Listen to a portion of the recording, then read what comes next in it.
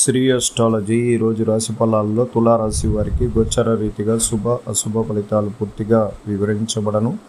ఈరోజు శుభదినం సూర్య ఉదయమే, శనివారం దినం. ఇక్కడ సూర్య ఉదయం నుంచి చిరునవ్వుతో, సంతోషంగా, ఆత్మవిశ్వాసం, ధైర్యంతో ఇబ్బందులు కలిగించిన కొన్ని సమస్యలు వచ్చినా దాన్ని పరిష్కరించుకొని అడుగులు వేయండి.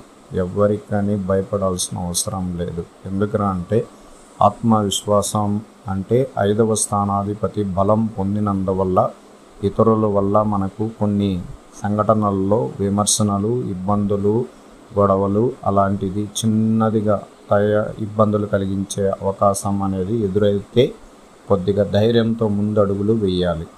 ఈరోజు తదియ తిథి ఉంటుంది. నక్షత్రం వచ్చి ఉత్తరా నక్షత్రం. మొదటి పాదంలో సింహరాశిలో చంద్రుడు ఉండగలుగుతారు. తర్వాత 12వ రాశిలోకి ద్వాదశ స్థానానికి రావడం అనేది జరుగుతుంది.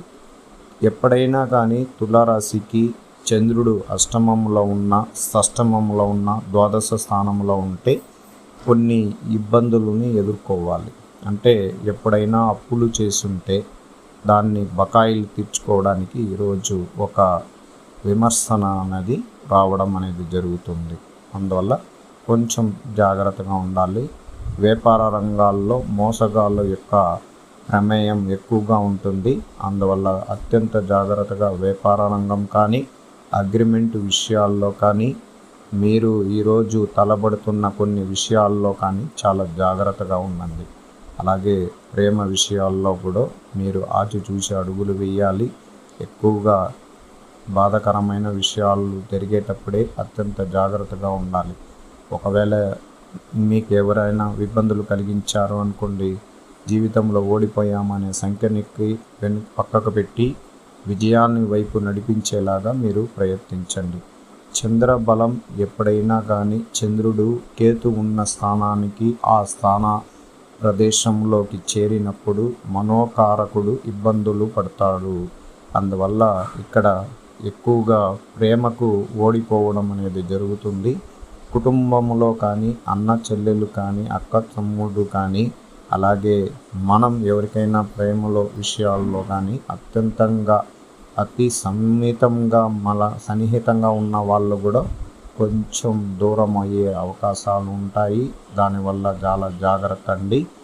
మీరు చేస్తున్న ప్రతి ప్రయత్నంలో ఈరోజు ఆత్మవిశ్వాసం, ధైర్యము, మనోబలాన్ని పెంచుకొని ముందుకు పోయే అవకాశం ఉంటాయి. ఎందుకంటే కష్టాలు, ఇబ్బందులు, మానసికంగా ఏదైనా వచ్చినప్పుడే ధైర్యంగా ఉండాలి.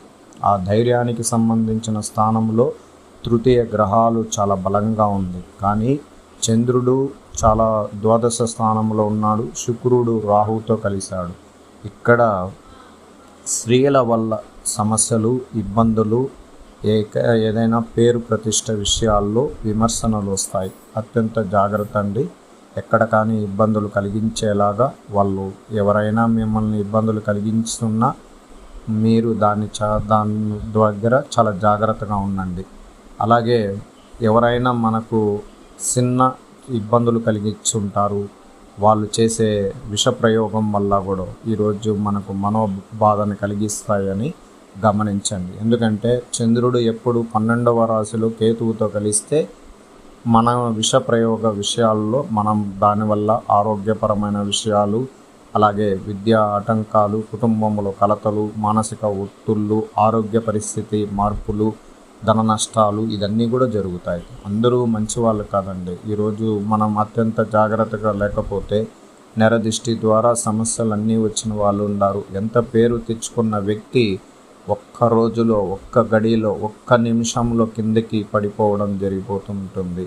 షేర్ మార్కెట్లో ఎంత బలంగా ఎదుగుతూ పోతున్న వాళ్ళు ఎలా కిందికి దిగజారి ఇబ్బందులు పడతారో అలాంటిదే గోచార ఫలితాల్లో కూడా అత్యంత జాగ్రత్త వహించాల్సిన అవసరం మనకు ఉంటుంది.